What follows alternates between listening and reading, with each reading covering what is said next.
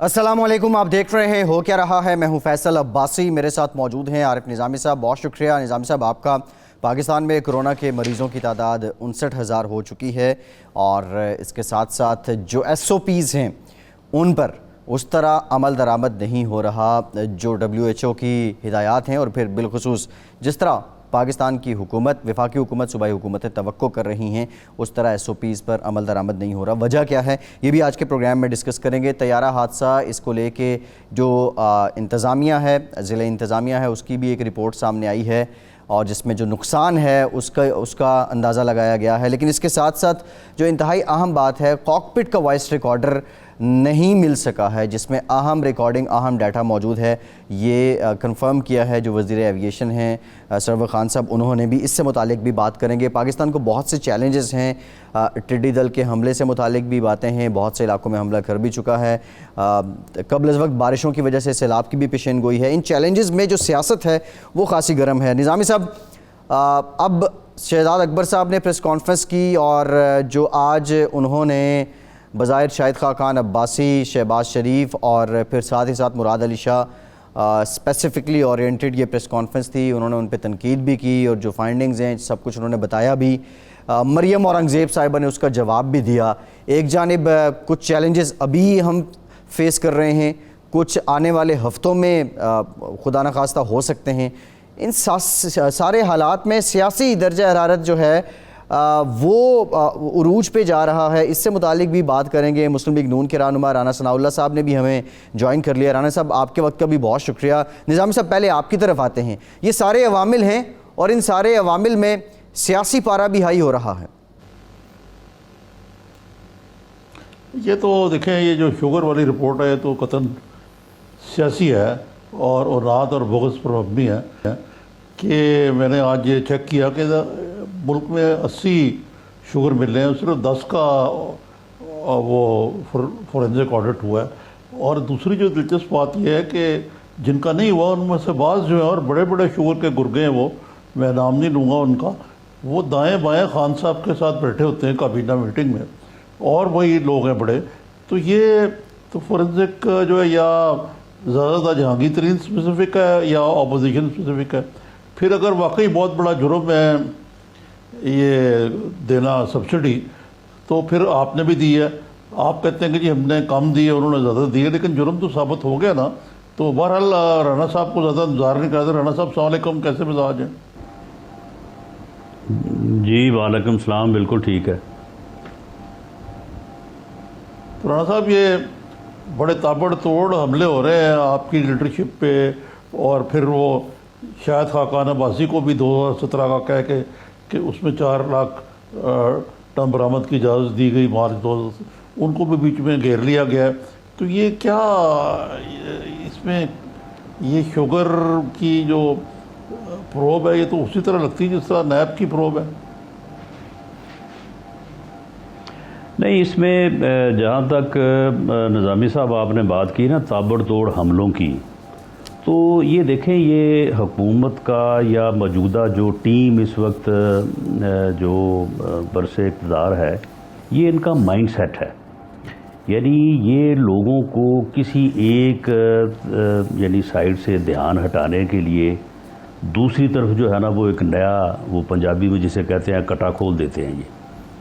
ये आज की जो प्रेस कॉन्फ्रेंस है, ये एक उसका बुनियादी मकसद ये है कि ये जो जहाज़ का क्रैश हुआ है PIA का, उसके ऊपर कल से जो है वो बहुत ज़्यादा सेंटीमेंट हाई है।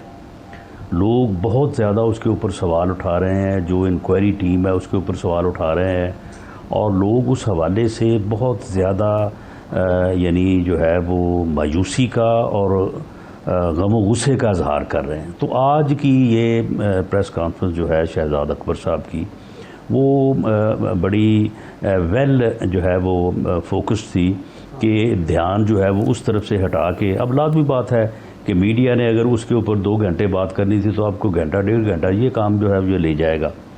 बाकी जहाँ तक इसका मामला है इस रिपोर्ट का, अब इसमें देखें कि पहली बात तो ये है कि जो पहली इंक्वायरी रिपोर्ट थी उस रिपोर्ट में हल्की सी निशानदेही हुई इस बात की کہ یہ جو تقریباً 100 سے 150 ارب کا ڈاکہ ڈلا ہے عام آدمی کی جیب پہ، اور یہ قیمتیں جو 52-53 روپے سے بڑھ کے 92-93 روپے پہ چلے گئے 90 پہ، تو اس میں وہ فیصلہ غلط ہے جس فیصلے کی وجہ سے ایکسپورٹ ہوئی ہے۔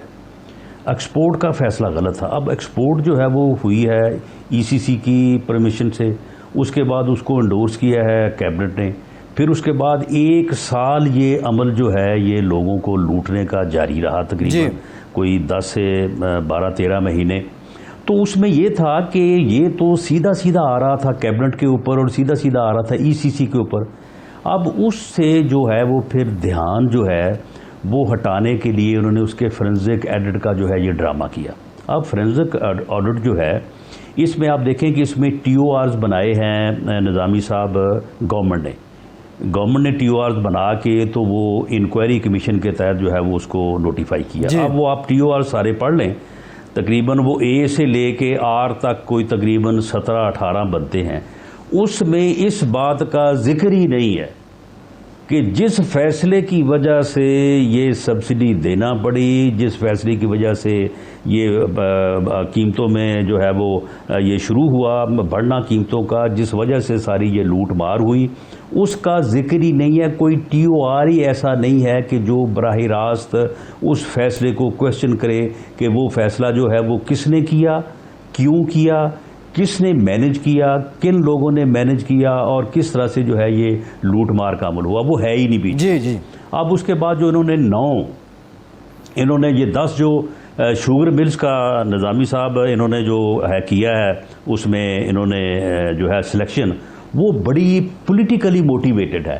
جہانگیر ترین صاحب کی 6 شوگر ملیں ہیں، 5 یا 6، ان میں سے 2-3 ایسی ہیں جو ان کی پوری فیملی کی اونڈ ہے، انہوں نے وہ نہیں لی، انہوں نے ان کی وہ شوگر ملیں شامل کی ہیں جس میں وہ جو پیپلز پارٹی کے جنوبی پنجاب سے صدر ہیں احمد محمود صاحب، ان کے ساتھ جو پارٹنرشپ میں ملیں ہیں وہ لی ہیں۔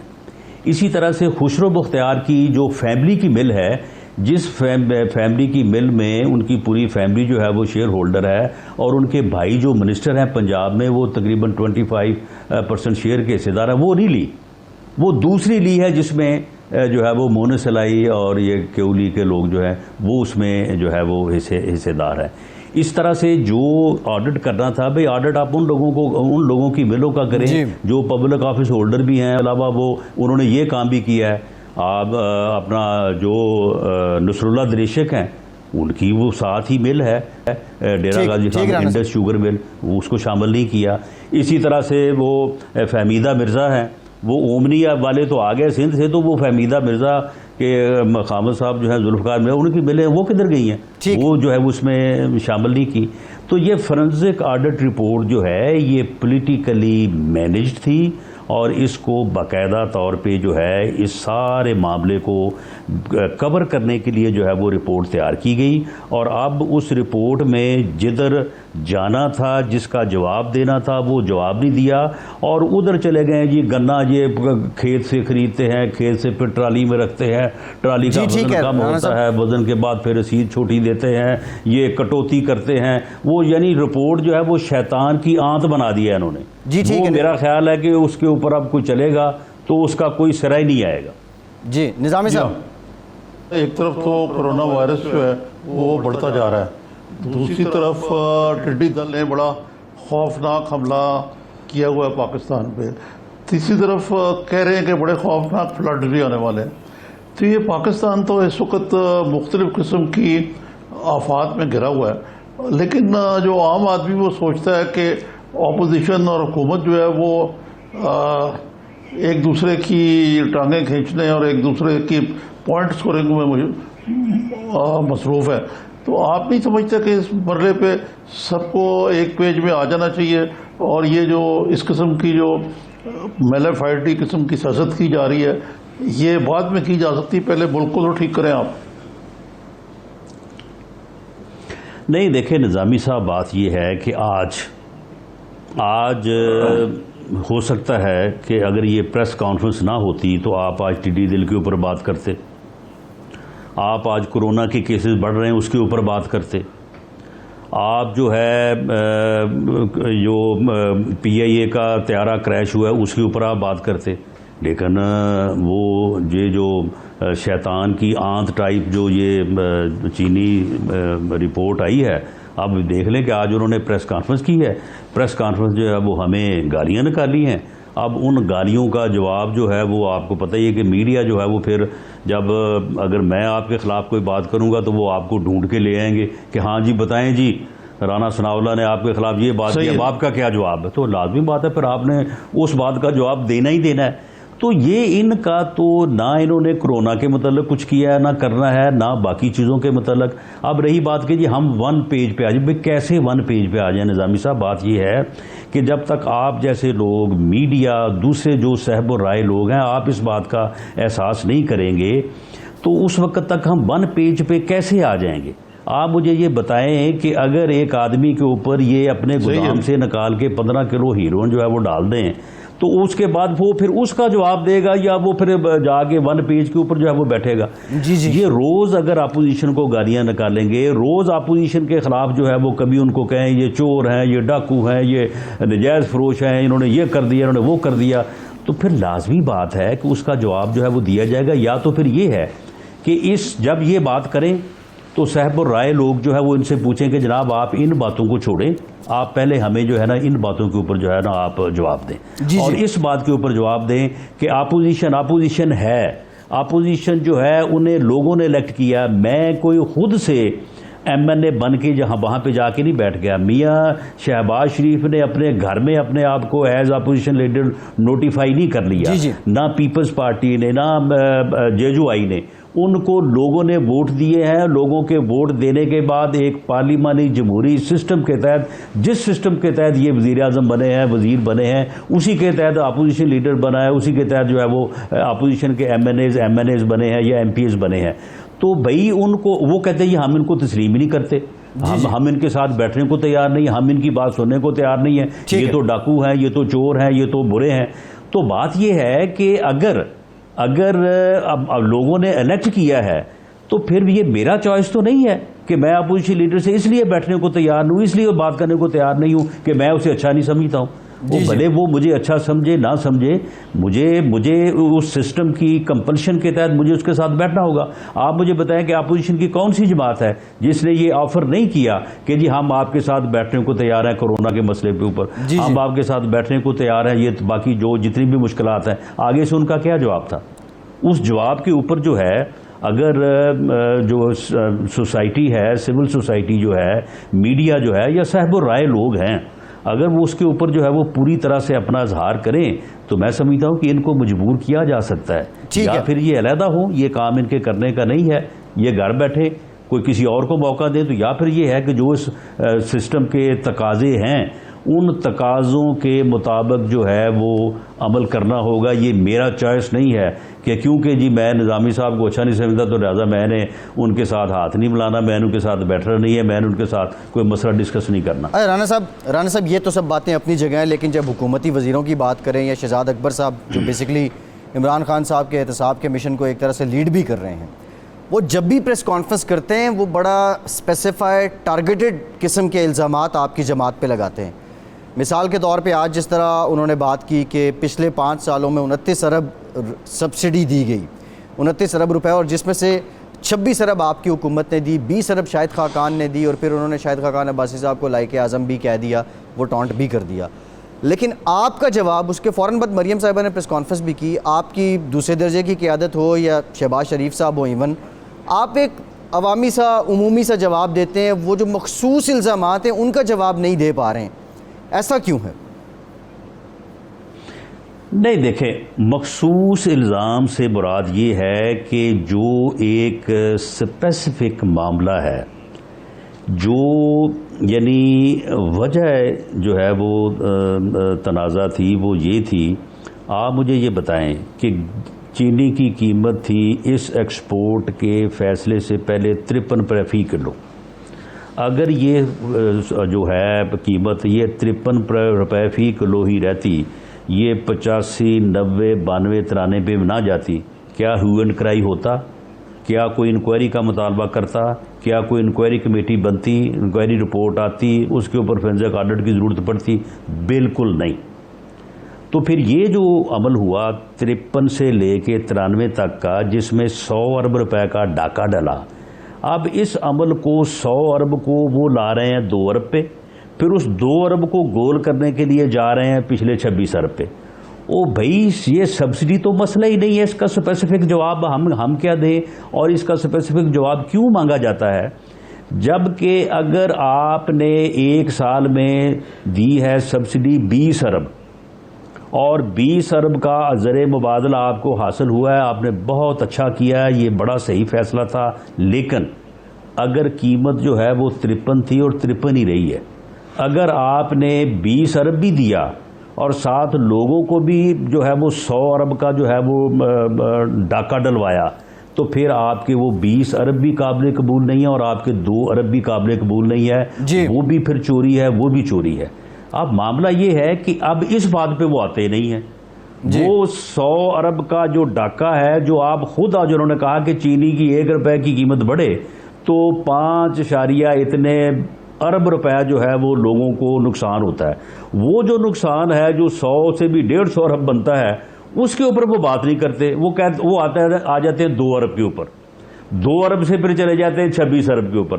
او بھائی بتاؤ نا کہ جس سال 10 ارب کی دی گئی سبسڈی یا 20 ارب کی دی گئی، اس سال چینی کی قیمت جو ہے وہ وہی رہی، اس سال جو ہے سرپلس تھا، اگر سرپلس تھا تو وہ سبسڈی دینا اور ایکسپورٹ کرنا ضروری تھا، اگر وہ نہ ہوتا تو پھر یہاں پہ جو کسان ہے وہ غریب جو ہے وہ مارا جاتا۔ تو معاملہ یہ ہے کہ وہ جو اصل بات ہے اس کے اوپر نہ ہم فوکس کرتے ہیں اور نہ ہی اس کے اوپر وہ فوکس کرتے ہیں، وہ جدھر کو ہمیں چلاتے ہیں ہم ادھر کو چل پڑتے ہیں۔ ٹھیک ہے، ایک بریک لیتے ہیں، میں نظامی صاحب سے بھی کہ ہمیں اس طرح سے جو ہے وہ معاملات کو نہیں دیکھنا چاہیے۔ ٹھیک ہے رانا صاحب، ایک بریک لیتے ہیں، کے بعد یہ جو مڈ ٹرم الیکشن کی بات نون لیگ کی جانب سے سامنے آئی ہے، یا کیا کوئی یہ سیریس ڈیمانڈ ہے یا پھر ایک پولیٹیکل سٹیٹمنٹ ہے؟ بریک کے بعد اس پہ بات کرتے ہیں۔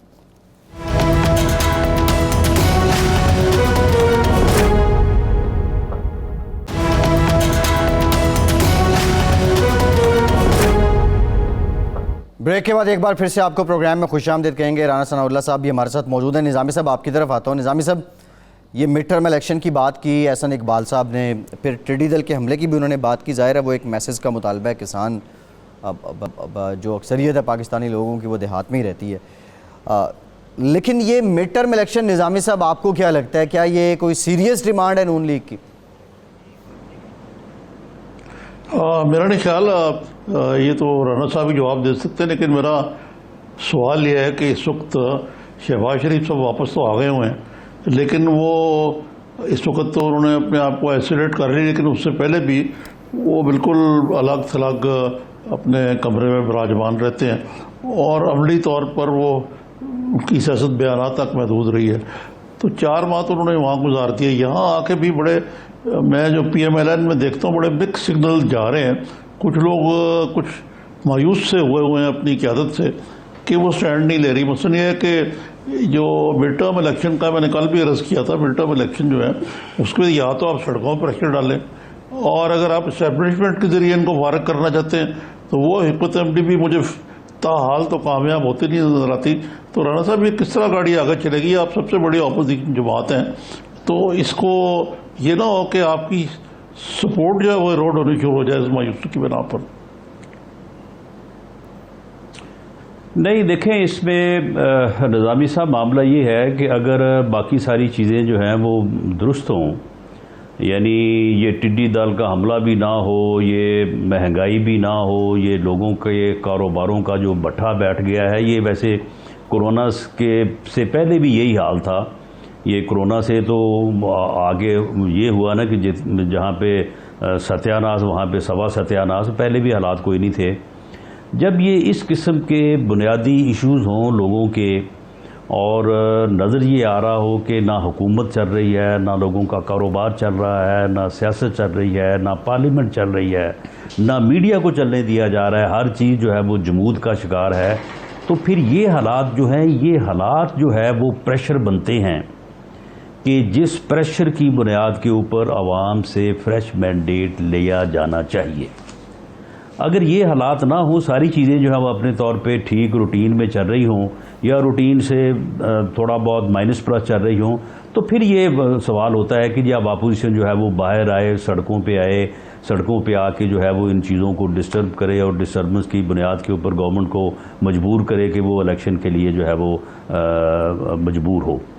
تو اب تو میرا نہیں خیال کہ کورونا کی اس صورتحال میں اپوزیشن کو کوئی اس قسم کا لاہے عمل اختیار کرنا چاہیے۔ ویسے کیا بھی نہیں جا سکتا کہ اب آپ کسی جلسے کی جو ہے وہ پلاننگ کریں یا کسی ریلی کی کریں یا کسی جلوس کی کریں یا ایون کوئی کنٹینر پہ کریں۔ اس وقت وہ تو خیر میں سمجھتا ہوں کہ ویسے بھی نامناسب اور لوگوں کے لیے جو ہے وہ تو پھر مڈ ٹرم الیکشنز کیسے ہوں گے؟ احسن اقبال صاحب جو ڈیمانڈ کر رہے ہیں کیسے ہوں گے پھر؟ نہیں احسن اقبال صاحب کیا، میں کہتا ہوں کہ آپ سارے لوگ ڈیمانڈ کریں گے جب نہ کورونا کا مسئلہ حل ہوگا، نہ لوگوں کے کاروبار کا مسئلہ حل ہوگا، نہ حکومت چلے گی، نہ اب آپ مجھے بتائیں کہ حکومت اگر یہ چل رہی ہے تو یہ ٹڈی دل جو ہے یہ اس طرح سے ہو سکتا تھا کہ ٹڈی دل کا شور پڑ رہا ہے تقریباً 1 مہینے سے۔ اگر حکومت نام کی کوئی چیز ہوتی ہے، حکومت نام کا کوئی اپنا عمل ہوتا تو یہ ٹڈی دل کا 1 مہینے میں کوئی علاج نہ ہوتا۔ یہ جو کورونا کے ساتھ لاک ڈاؤن اور مائنس لاک ڈاؤن اور سمارٹ لاک ڈاؤن یہ جو کھیل ہو رہا ہے، یہ حکومتیں اس طرح کے کھیل کیا کرتی ہیں۔ تو پھر جب حکومت بھی نہیں چل رہی، ملک بھی نہیں چل رہا، لوگوں کا کاروبار بھی نہیں چل رہا اور بھی کوئی سیگمنٹ آف سوسائٹی جو ہے وہ ورکنگ پوزیشن میں نہیں ہے، ہر طرف جو ہے وہ سسپینشن اور برے حالات ہیں، تو پھر اگر آپ اس طرف نہیں بڑھیں گے تو پھر اور کیا کریں گے؟ پھر وہ تو پھر جو دوسری صورت ہے وہ تو اللہ نہ کرے، یہ تو بات ٹھیک ہے جو ہے وہ تصور بھی کیا جائے۔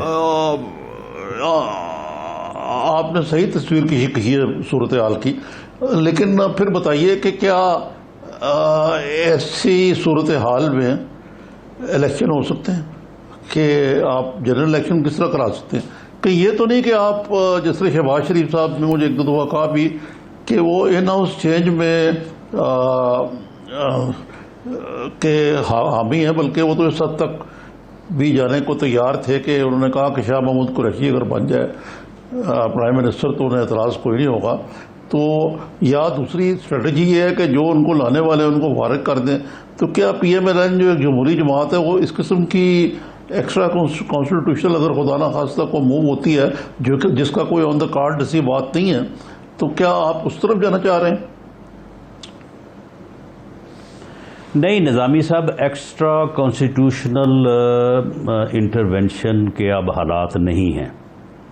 میرا نہیں خیال، میں ایک پولیٹیکل ورکر کے طور پہ اپنی اسیسمنٹ کی بنیاد کے اوپر بات کر رہا ہوں کہ ایسی مداخلت اب پاکستان میں جو ہے یہ ممکن نہیں ہے۔ پاکستان کی اکانومی کے، دنیا کے اب حالات ایسے نہیں رہے۔ اب مداخلت جو ہے وہ کسی پردے کے پیچھے سے ہی ہو سکتی ہے۔ اب اس طرح کی مداخلت، جس طرح کی مداخلتیں ہم پہلے ایکسپیرینس کر چکے ہیں، اس طرح کی مداخلت جو ہے وہ ممکن نہیں ہے۔ اب رہی بات الیکشن کی، آپ نے بات کی ہے، دیکھیں الیکشن اگر تو کورونا کی یہی صورتحال ہے تو پھر تو میں کہوں گا کہ نہیں ممکن نہیں ہے۔ یہ کورونا کی صورتحال جو ہے وہ بہتر ہوگی تو پھر ہی ملک میں الیکشن کمپین چل سکتی ہے، اور کمپین کے بغیر پھر الیکشن کیا مانی، اور کمپین کے بغیر تو الیکشن جو ہے وہ ہو نہیں سکتے۔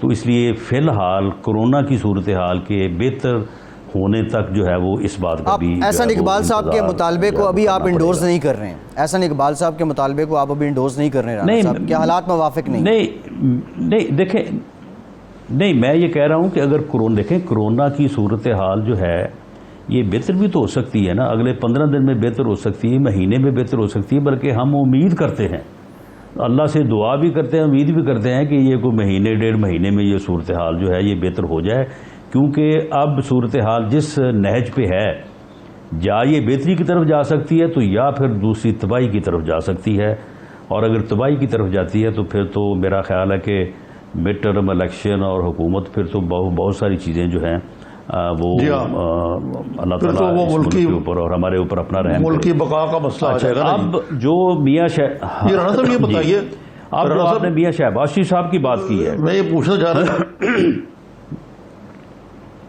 جی نظامی صاحب، جو آپ نے میاں شہباز شریف صاحب کے حوالے سے بات کی رانا ہے، صاحب آپ کچھ اس میں دیکھیں ایک جو ہے وہ ایک مناسب فیصلہ یہاں پہ ہو سکتا ہے کہ ایک ایسی گورنمنٹ جس گورنمنٹ میں کے ساتھ میں یہ نہیں کہتا کہ شامل ہوں، لیکن اس گورنمنٹ کو سارے سپورٹ کریں. مثال کے طور پہ پی ٹی آئی ہے، پیپلز پارٹی ہے، جے یو آئی ایف ہے، پی ایم ایل این ہے، ایم کیو ایم ہے، باقی جتنی بھی پارلیمانی جماعتیں ہیں، سب لوگ اگر ایک ایسی حکومت جس کو سب سپورٹ کریں تو وہ بھی اس ملک کو ان حالات سے نکالنے میں بڑی ہی معاون اور جو ہے وہ بہتر ثابت ہو سکتی ہے. لیکن اس حکومت کے قائم ہونے کے لیے ایک بندے کو مائنس کرنا پڑے گا، اور اس کا نام ہے عمران خان. کیونکہ وہ نہ کسی کے ساتھ ملنے کو تیار ہے، نہ کسی کے ساتھ بیٹھنے کو تیار ہے، نہ کسی کے ساتھ بات کرنے کو تیار ہے، نہ وہ کسی کو اپنی سنانے کو تیار ہے، نہ وہ کسی کی سننے کو تیار ہے. تو یہ ایک صورت ہے جس کے متعلق میاں شہباز شریف صاحب نے شاید اس سے ملتی جلتی جو ہے وہ بات کی تھی. اگر وہ صورتحال کوئی بنتی ہے یا آتی ہے تو اس کے اوپر میری اسیسمنٹ ہے کہ پی ایم ایل این کا رسپانس پازیٹیو ہوگا، لیکن ابھی یہ پارٹی میں کبھی یہ بات ڈسکس نہیں ہوئی. جی نظامی صاحب. جی رانا صاحب یہ بتائیے کہ یہ چودھری برادران کچھ آنکھیں دکھا رہے ہیں حکومت کو، وہ کہہ رہے ہیں کہ جی ایک اجلاس بلا رہے ہیں جس میں وہ حکومت سے الائنس پہ عارضی طور پہ نکلنے پر نظر ثانی کریں گے اگر ان کے خلاف نیب کے کیسز پرسو کیے گئے جو 19 سال پرانے ہیں. یہ کوئی آپ کو کوئی اس میں کوئی لگتی ہے کوئی سبسٹنس ہے یا یہ محض ایسے ہی ہے یہ معاملہ جو ہے باسی کڑی میں ابال ہے؟ وہ واقعی چھوڑ دیں گے کہ اس کو کولیشن کو عارضی طور پر ہی؟ نہیں، اس میں نظامی صاحب ان کا جو طریقہ کار ہے نا حکومت کرنے کا، وہ ان ایشوز کے اوپر بات نہیں کرتے کہ ان ایشوز کی وجہ سے ہم حکومت کریں گے یا حکومت. دیکھیں نا باقی حکومتیں تو جو رہی ہیں وہ تو ان کے اوپر جتنے مرضی آپ الزامات لگا لیں، لیکن وہ ان کا تھا کہ جی ہم بجلی کے کارخانے لگائیں، ہم میٹرو بنائیں، موٹر ویز بنیں، یہ کام ہو وہ کام ہو، اس سے کو لوگ خوش ہوں گے، معاملات آگے چلیں گے، لوگوں کے مطالبات ہیں. ان کا یہ کام نہیں ہے. یہ صرف اسی طرح سے سوچتے ہیں جس طرح سے یہ ان کا پچھلا 1.5 یا پونے 2 سال گزرے ہیں.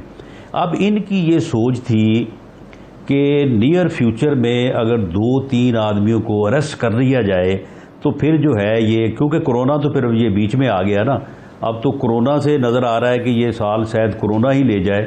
لیکن پہلے ان کا یہ تھا کہ یہ سال جو ہے یہ کمفرٹیبلی اس طرح سے گزرے گا کہ یہ پی ایم ایل این کے 3-4 آدمی جو ہے ان کو اریسٹ کر لیا جائے. اس لیے میاں شہباز شریف صاحب کے متعلق ان کا فیصلہ تھا، اور اسی طرح سے شاہد خاقان عباسی صاحب کا، ان کا ایک انہوں نے کیس ڈھونڈ کے اس کا ریفرنس بھی انہوں نے تیار کر لیا ہے. میرے متعلق جو ہے یہ ایک وہ اپنا چولستان اتھارٹی میں کوئی ڈھونڈ رہے ہیں، کوئی باقی انکوائری جو ہے وہ کر رہے ہیں. اسی طرح سے جوید لطیف صاحب کا نام تھا، احسن اقبال صاحب کا. ان کا یہ خیال تھا کہ ان کو اگر اریسٹ کر لیں گے تو یہ سال جو ہے نا بڑے آرام سے گزرے گا. اب اس کے متبادل ان کو چاہیے تھا کوئی نہ کوئی آدمی، کیونکہ یہ یک طرفہ طور پہ یہ کام ہونا نہیں تھا، کیونکہ اس میں پھر میڈیا بھی دوسری چیزیں بھی چھوڑ ڈالتی. اس کے متبادل کے لیے انہوں نے پہلے تو انہوں نے بڑا کام کیا تھا کہ جہانگیر ترین کو ہی پکڑ لیں تو یہ بالکل بیلنس ہو جائے گا، تو کوئی نہیں کہے گا کہ جناب یہ احتساب یک طرفہ ہو رہا ہے. لیکن اس سے جب پیچھے ہٹ گئے. اب یہ جو انہوں نے فورینزک رپورٹ تیار کروائی ہے اس میں انہوں نے معاملات کو اس نہج پہ ڈال دیا ہے کہ یہ انکوائری جو ہے یہ ختم ہونے کو نہیں آئے گی اب یہ آگے. اس کے بعد پھر وہاں سے ہٹے ہیں تو پھر ان کا تھا خیال چودھری پرویز الہی کے اوپر. اب چودھری پرویز الہی کے اوپر انہوں نے کام تو کیا، لیکن چودھری صاحب کو بھی کسی نے پہلے بتا دیا، وہ بھی اب عدالت میں چلے گئے ہیں.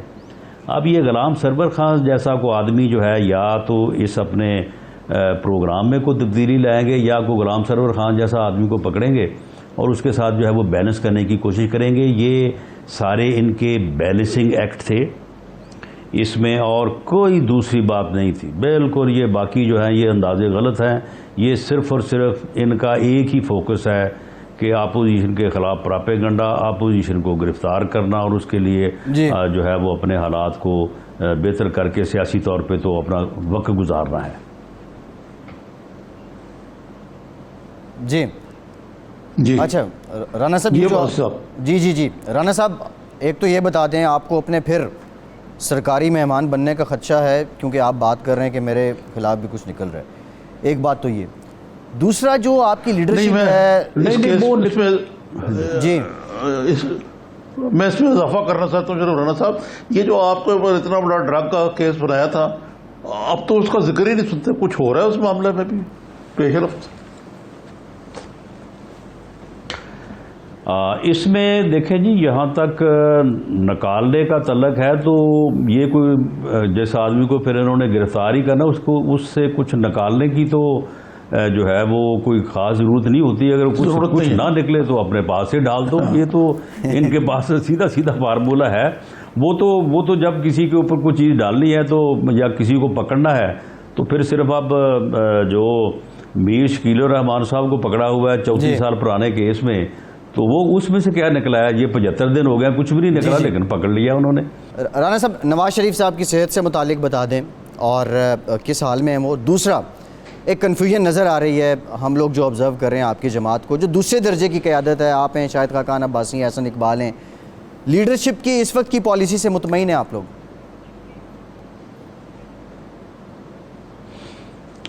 دیکھیں جی لیڈرشپ کی پالیسی سے مطمئن ہونا اور لیڈرشپ کے اوپر سب کا متفق ہونا، یہ سیاسی طور پہ کسی بھی پولیٹیکل لیڈرشپ کے لیے بڑا ضروری ہے۔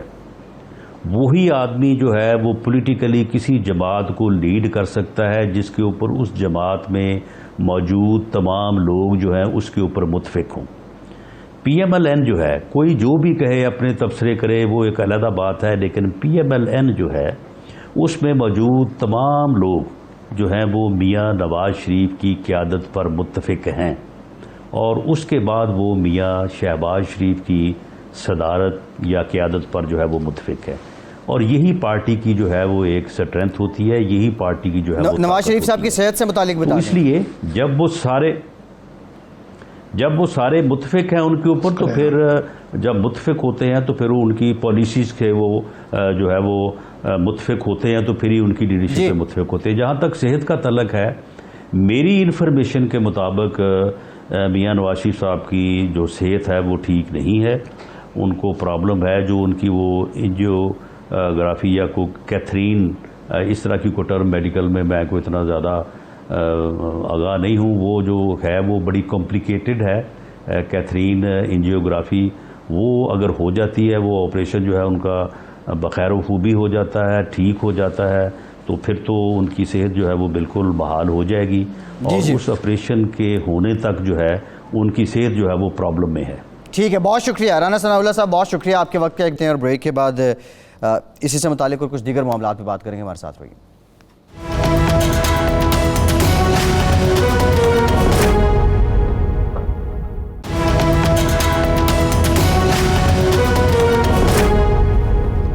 بریک کے بعد ایک بار پھر سے آپ کو پروگرام میں خوش آمدید کہیں گے۔ نظامی صاحب، بریک سے پہلے رانا صاحب ہم سے گفتگو کر رہے تھے، اور رانا صاحب نے دوسرے معنوں میں جو مڈ ٹرم الیکشن والی بات تھی اس کو ابھی حالات موافق نہ ہونے کی وجہ سے ڈینائی کر دیا ہے، لیکن پچھلے 2 سالوں میں نون لیگ اگر یہ کوئی مزاحمت پہ آتی، نظامی صاحب حالات تو بہت موافق تھے، مہنگائی 14% پہ جا چکی تھی، شرح سود بہت زیادہ تھی، معاشی معاملات تھے، اور ایون مولانا فضل الرحمان نے پلیٹ فارم بھی دے دیا تھا، تو ابھی بھی نون لیگ آپ کو کیا لگتا ہے لک بزی ڈو نتھنگ؟ دیکھیں جو معاہدے ہوئے ہیں زیر زمین ان کی خلاف ورزی نہیں ہوگی۔ شہباز شریف صاحب تو ایک پرو اسٹیبلشمنٹ پولیٹیشین ہے، اور وہ بڑا فخر کرتے ہیں اس چیز پہ، اور اسٹیبلشمنٹ کو کوئی موڈ نہیں ہے کہ عمران خان کو کان سے پکڑ کے نکال دے اور مڈ ٹرم الیکشن کے لیے کوئی چڑھاؤ مار ہو، تو ایک اسٹیل میٹ سا ہے۔ رانا صاحب جو باتیں وہ درست فرما رہے تھے، وہ خود کہہ رہے ہیں کہ یہ ماحول نہیں ہے، تو کون آ کے یہاں مزاحمت کرے گا؟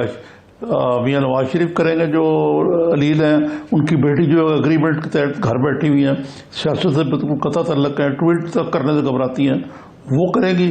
تو اس صورتحال میں آپ کیا توقع رکھتے ہیں کہ کوئی مڈ ٹرم یا کوئی اور کوئی تبدیلی آئے گی، یہ پی ایم ایل این کو بھی معلوم ہے۔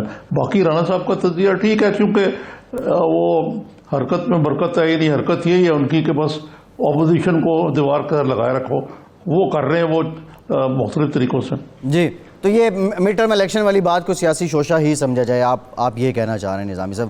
اچھا نظامی صاحب، یہ جو آج کی پریس چھوڑے آگے چلے یار، کیوں وقت ضائع کر رہے ہیں اس پہ؟ نہیں، میں آگے ہی چل رہا ہوں نظامی صاحب۔ یہ جو آج کی پریس کانفرنس تھی اور جو شروع میں بھی ہم بات کر رہے تھے، شہزاد اکبر صاحب نے جس طرح بات کی ہے، اب اس میں جہانگیر ترین صاحب ایک اہم پہلو ہیں اس ساری کمیشن رپورٹ کا بھی، اور اب لگ تو یہی رہا ہے، سیاست میں ویسے تو کوئی حرف آخر نہیں ہوتا، لیکن عمران خان صاحب کے ساتھ ان کے معاملات اب بہت دور نکل چکے ہیں۔ لیکن آج بھی جو انہوں نے ٹویٹ کیا اس پہ لاسٹ پہ انہوں نے لکھا کہ مائی لیڈر ہیز انڈورسڈ دیٹ، کہ میں نے اس وقت بھی اپنے کسانوں کو جی وہ دیکھیں ان کے وہ لیڈر ہیں، لیکن وہ the party is over for Jahangir Tareen صاحب، ان کو معلوم ہے اچھی طریقے سے، جہاں تک میرا تجزیہ ہے۔ لیکن یہ دیکھیں نا، ایسے ہی ہوتا ہے کہ مائی لیڈر نہیں کہیں گے، اور کیا کہیں گے جب تک وہ پارٹی نہیں چھوڑتے، تو ان کے لیڈر تو ہیں اور وہ پارٹی نہیں میرے خیال سے چھوڑیں گے ان کو، اور کون سا پلیٹ فارم میں جائیں گے۔ ایک تو یہ بات ہے۔ دوسرے میں ذرا کچھ تھوڑے سے وائڈر پرسپیکٹو میں بات کرنا چاہتا ہوں۔ جی، یہ آپ کو معلوم ہے کہ کافی مہینے پہلے ایک یہ محسوس ہوا تھا کہ نیب جو ہے بہت ہاتھ چھٹ ہو گیا ہے، اور اس کی وجہ سے بزنس مین اور بیوروکریٹس جو ہیں یہ کوئی انویسٹمنٹ کرنے کو تیار نہیں ہے۔ پھر آرمی چیف نے کچھ بزنس مین کو بلا کر یقین دہانی کرائی کہ آئندہ آپ کو نہیں چھیڑا جائے گا۔ بیوروکریسی کے لیے بھی کچھ اسی قسم کی بات ہوئی، پھر عمران خان نے بھی یقین دہانی کرائی، لیکن اس حکومت نے وہ لا کے کھڑا کر دیا ہے بزنس اور انڈسٹری کو اس جگہ پہ جو مجھے یاد پڑتا ہے ذوالفقار علی بھٹو صاحب کی نیشنلائزیشن کی، کہ اس وقت خوف تھا، پکڑ دکڑ تھی، بزنس مین جو تھا بالکل بھاگ رہا تھا، لیکن چلے وہ نیشنلائزیشن کر رہے تھے، ان کی ایک آئیڈیالوجی تھی۔ یہاں تو یہ بالکل ہاتھ چھوٹ منتقمانہ قسم کی سوچ ہے۔ اور آپ مجھے بتائیں کہ جی شوگر کے جو آپ نے سبسڈی کا ذکر کیا، پوچھا بھی رانا صاحب سے، جی سبسڈیز جو ہے وہ اگر اتنی بری چیز تھی تو آپ نے کیوں دی بھائی؟ آپ نے کیوں ایکسپورٹ کی اجازت دی؟ آپ پھر آپ ان کو جو شوگر مافیا کہتے ہیں، جی ٹھیک ہے جی، پھر کل کو آپ اس طرح پیچھے پڑ جائیں گے۔ ٹیکسٹائل مافیا ایک ہے، جی ٹیکسٹائل نہیں ہے تو ڈپینڈنٹ ہی ہے ایکسپورٹ ریبیٹ اور گیس سستی دو، ہمیں یہ کر دو وہ کر دو۔ پاکستان کی ایسی کون سی بزنس ہے جی جو حکومت کے ایس آر او کلچر پر نہیں چلتی؟ جی خان صاحب نے اس کو بدلنے کی کوشش کی ہے، کل کو ایک اور آ جائے گی، سیمنٹ مافیا آ جائے گی۔ تو اس ماحول میں پاکستان میں جو مقامی انویسٹمنٹ ہے وہ کون کرے گا؟ یہ خان صاحب کو احساس نہیں ہے کہ وہ اس ملک کو کس طرف لے کے جا رہے ہیں؟ وہ کوئی نیشنل سوشلزم لانا چاہتے ہیں؟ مجھے نہیں معلوم کہ ان کی از دیر a method in this madness. نظامی صاحب، یہ جو آپ بات کر رہے ہیں، اگر ہم یہ شوگر کی بات کر لیں یا آپ ٹیکسٹائل کی بات کر رہے ہیں، ٹیکسٹائل انڈسٹری کو دیکھیں تو زیرو ریٹنگ اور یہ سبسڈی اور یہ ریبیٹ، نہیں میں یہ نہیں کہہ رہا کہ ایسے ہیں، میں کہہ رہا مثال کے طور پہ پہ کس طرح کیا جا سکتا ہے۔ جی اب یہ جو بزنس ماڈلز ہیں، خواہ وہ شوگر ہے، ٹیکسٹائل ہے، سیمنٹ ہے یا کوئی اور ہے، اب یہ صدیوں سے چل رہے ہیں۔ یا تو آپ اس کو آٹومیشن پہ لے آئیں، یا حکومت اس ماڈل کے پیرالل کوئی دوسرا پلان دے کہ یہ ماڈل اب نہیں چلے گا اور اس کے لیے یہ نئے قوانین ہیں اور اس طرح یہ ہوگا۔ تو یہ تو کلچر ہے، یہ تو چلا جی کہ جی کانفلکٹ آف انٹرسٹ لا لے کے آئیں گے، تاکہ جو چیز ایوب خان کے دور سے شروع ہوئی تھی اور ضیاء الحق کے دور میں اپنے انتہا کو پہنچی، تو شریف فیملی اس کے سب سے بڑے بینیفیشری تھے۔ قوم میں آئے ہوئے بینکوں سے قرضہ لو، شوگر ملیں لگاؤ اور عیش کرو۔ جی اب وقت آ گیا ہے کہ یہ جو اس قسم کی جو نا، خیر بینکس تو نیشنلائز ہی رہے، اس زمانے میں تو مشینری بھی اتفاق باؤنڈری میں بنتی تھی۔ جی اب یہ آپ ٹھیک کہہ رہے ہیں کہ خان صاحب کوئی نئی ریسٹرکچرنگ کرنا چاہتے ہیں، تو پھر یہ ایسا رو کلچر ختم کریں۔ یہ اس قسم کی جو سبسڈی کلچر ہے، جی یہ کیا، اس کی ضرورت کیا ہے؟ اچھا، یہ ایک اور طرف میں آپ کو لے جانا چاہتا ہوں۔ جی وہ یہ ہے کہ یہ جو پی آئی اے کے حادثے کا جو فال آؤٹ ہے، جی یہ تو بہت خراب ہے، اور حکومت کی جو نااہلی ہے اس میں بالکل نمایاں طور پہ سامنے آ رہی ہے. آپ اندازہ کریں کہ وائس ریکارڈر جو ہے جی وہ کاکپٹ کا. نہیں مل رہا, اس لیے کہ جب یہ کاکپٹ وائس ریکارڈر جی اس لیے ہے کہ اس ایریا کو کارڈن آف ہی نہیں کیا گیا. جی کوئی اٹھا کے لے گیا وہاں سے سوونیر کے طور پہ, یا کسی کے گھر والے چھپا لیا ہے کیا. یعنی کہ وہاں بھی S O P free for all آپ دیکھ رہے تھے ٹی وی پہ کہ تماش بین کھڑے ہوئے ہیں, کسی کو پتہ نہیں ہے. مطلب یہ تو حال ہے. پھر اسی طریقے سے پیلپا نے ان کی جو پائلٹس, پھر انٹرنیشنل پائلٹس کی جو باڈی ہے انہوں نے بھی کہا یہ ٹھیک نہیں. حتیٰ کہ جو پائلٹ ہیں ان کے والد صاحب نے کہا کہ یہ جو اس کو ریجیکٹ کیا ہے. جی. تو مقصد کہنے کا یہ تو ایک بہت بڑا جو ہے ایک کور اپ ہے, اور پی آئی اے کی کھانچہ بازی جو ہے جس طرح وہ یونینیں کرتی رہی ہیں, ایسوسیشن وہ اس طرح چلتی رہے. خیر نظامی صاحب دلچسپ بات بتانے لگا جی آپ جی کو, جی وہ یہ ہے کہ جی کہا جاتا ہے کہ جی پی آئی اے بڑے اچھی سیف ایئر لائن ہے. جی میں نے کچھ تھوڑا سا ریسرچ کیا. جی آپ دیکھیے کہ جو ایک برطانیہ کی رایان ایئر ہے جی ان کے ہیں 467 پلینز ہیں. جی یہ 1984 میں بنی تھی. جی ان کی فیٹلٹی ریٹ ہے 0. جی ایزی جیٹ اسی طرح اس کے 307 995 بنی تھی, فیٹلٹی ریٹ ہے 0. جی ایئر عربیہ جو ایک حالی میں ایئر لائن بنی ہے 2003 میں ہی نہیں سال پہلے, ان کے 55 جہاز ہیں 0. ایمریٹس جس کے 257 جہاز ہیں, پاکستان نے اس کو پی آئی نے سیٹ اپ کیا تھا 1985 میں, جی.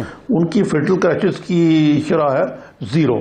جی اچھا, اتحاد کے پاس بھی 102 جہاز ہیں, جی ان کی 2003 میں سے اب تک فیٹلٹی ریٹ 0 ہے. جی قطر ایئر ویز کا بھی یہی حال ہے. اب آ جائیے پی آئی اے پہ. آپ جی پی آئی اے کے کتنے جہاز ہیں؟ جی نظامی صاحب 31. جی صرف 31. اور ان کی ڈیسٹینیشنز ہیں 56. جی اور فیٹلٹی ریٹ ٹو ڈیٹ 20 کریشز ہو چکے ہیں. جی آپ مجھے بتائیے کہ آیا یہ کوئی سیفٹی ریکارڈ قابل فخر ہے؟ یہ پی آئی اے کا بہت برا حال ہے. ہمیں اس کو پرائیویٹائز کرنا یا کچھ کرنا پڑے گا, ادروائز تو ہم یہ فلائنگ کافنس ہیں. جی ٹھیک ہے نظامی صاحب ٹھیک ہے, لیکن یہ جو موجودہ انتظامیہ ہے اب یہ پچھلے 10-15 سالوں سے یہ اس کے خسارے اور یہ سارے سلسلے, اب موجودہ انتظامیہ سننے میں تو یہ آیا تھا, رپورٹس یہ تھی کہ خسارے کم ہوئے ہیں, کچھ بہتر بھی ہوا ہے, لیکن اب یہ حادثہ ہو گیا, اس کی فائنڈنگز اب دیکھتے ہیں, بلیک باکس ڈی کوڈ ہوتا ہے تو کیا نکلتا ہے.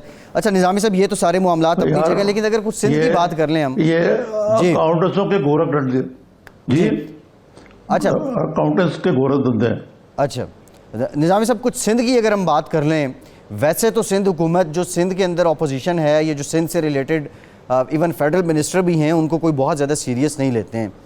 آج ایک معاملہ رپورٹ ہوا, جو وہاں کے اپوزیشن لیڈر ہیں فردوس شمیم نقوی صاحب, وہ کچھ پکس اٹھائے ہوئے لاڑکانہ کی, اور وہ بتا رہے تھے کہ دیکھیں لاک ڈاؤن کھل گیا اور وہاں یہ جو ہے وہ ممنوعہ مشروبات جو ہیں وہ فروخت ہو رہی ہیں, اس طرح کے معاملات ہیں. کیا واقعی جو وہاں موجود اپوزیشن ہے اس کو کوئی روز ایشو چاہیے ہوتا ہے کہ میڈیا اس کو کور کرے, یا یہ سیریس میٹرز ہیں جن کو وہ ایڈریس کر رہے ہیں؟ سب سے پہلے تو بات یہ ہے کہ جہاں تک میرا علم ہے سندھ میں جو پروہیبیشن کے لاز ہیں وہ مختلف ہیں. نمبر 1, وہاں پہ ہندو کافی رہتے ہیں, آپ کو معلوم مائنورٹیز ہیں, اس لحاظ سے مختلف ہے. لیکن بہرحال یہ فردوس شمیم نقوی آپ نے ٹھیک کہا کہ ان کو بس ایشو چاہیے سندھ حکومت کو گالی دینے کا.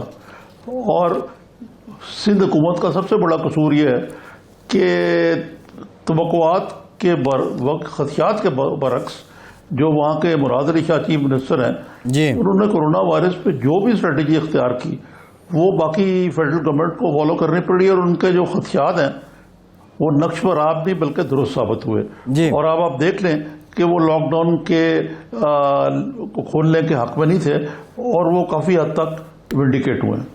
نظامی صاحب پروگرام کے آغاز میں ہم نے کچھ بات کی تھی کرائسس کی, کچھ چیلنجز کی, کچھ ہیں, کچھ پریڈکٹ ہو رہے ہیں, خدا نہ کرے کہ مزید بحران آئیں, مزید مسائل آئیں, لیکن ود ڈیو رسپیکٹ کہ یہ ڈی این اے ہو لواحقین کا جن کے بیچارے اس سانحے میں شہید ہو گئے ہیں, وہ ایک کرب میں ہیں, وہ بھی ایک ایشو بن جاتا ہے, اور پھر اس پہ گورنر اور پھر جو پروونشل منسٹرز ہیں ان کی آپس میں بحث شروع ہو جاتی ہے. گورنر کو یا پروونشل منسٹرز کو پتہ ہی نہیں ہوتا کہ ہمارے پاس وسائل کتنے ہیں, یہ سیاسی کلچر کیا شروع سے ہی تھا یا یہ اب پروان چڑھ چکا ہے؟ دیکھیں نا گورنر صاحب جو ہے فشنگ انٹرپل واٹرز کہ مثلاً یہ کہ جی یہ ٹیسٹنگ جو ہے آپ نے سندھ حکومت کو نالج کیے بغیر یہاں سے بھیج دی، وہاں اگر نہیں ہو سکتے تو ٹھیک ہے، لیکن کم از کم آپ گورنر کا کام ہے کہ وہ سندھ حکومت سے کوئی کنسلٹیشن تو کرے، لیکن انہوں نے نہیں کی۔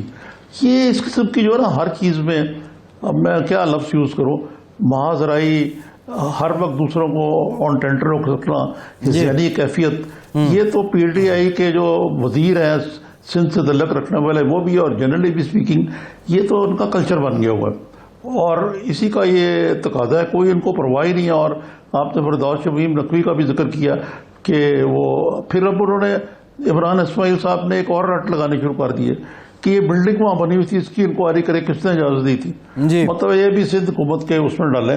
حالانکہ یہ بھی پتہ کرنا پڑے گا کہ یہ بلڈنگ جو ہے یہ کس نے دی تھی اجازت اور یہ کیوں تھی، اور اگر تو یہ لینڈنگ پاتھ میں تھی جو کہ نظر آتا تھی تو اس کا وہاں نہیں ہونا چاہیے تھا۔ بعض لوگ مثال دیتے ہیں کہ ہانگ کانگ اور میلیٹن میں بھی بڑی اونچی بلڈنگ ہے، وہاں بھی جہاز لینڈ کرتے ہیں، یقیناً ایسا ہی ہے، لیکن شاید لینڈنگ کے ایریے میں پتہ نہیں ہے یا نہیں ہے، مجھے یہ معلوم نہیں ہے۔ جی اچھا، اس پہ نظامی صاحب شارٹلی پروگرام کا وقت بھی ختم ہو گیا، مختلف قسم کی آراء آ رہی ہیں، مختلف انفارمیشن آ رہی ہیں۔ ایک سٹڈی یہ بھی ہے کہ پائلٹ جو ہے وہ پہلی بار اس نے جب اٹیمپٹ کی تو وہ سوٹیبل ڈسٹنس نہ ہونے کی وجہ سے وہ زمین کو گراؤنڈ ٹچ ہی نہیں کر سکا، اور جب دوبارہ وہ اوپر گیا تو اس کے انجن لاس ہو گئے۔ تو مختلف آراء ہیں، اب یہ ظاہر تفتیش جب مکمل ہوگی، تحقیق مکمل ہوگی تو تبھی کچھ نکلے گا۔ نظام صاحب بہت شکریہ آپ بھائی، کا، آپ جو وقت ختم ہو گیا نظام صاحب۔ بنیادی طور پہ اس میں بعض تو گیون ہے نا، مثلا ہے کہ انجن تو اس کو اسکریپ کیا تو پہلی دفعہ یہ نہ کہیں کہ ٹچ ڈاؤن نہیں کیا، جی ٹھیک ہے، اس نے ٹچ ڈاؤن کیا۔ نظام صاحب کل اس پر ڈیٹیل بات کرتے ہیں، پروگرام کا وقت ختم ہو گیا۔ آج کے پروگرام فیصل عباسی کو اجازت دیجیے۔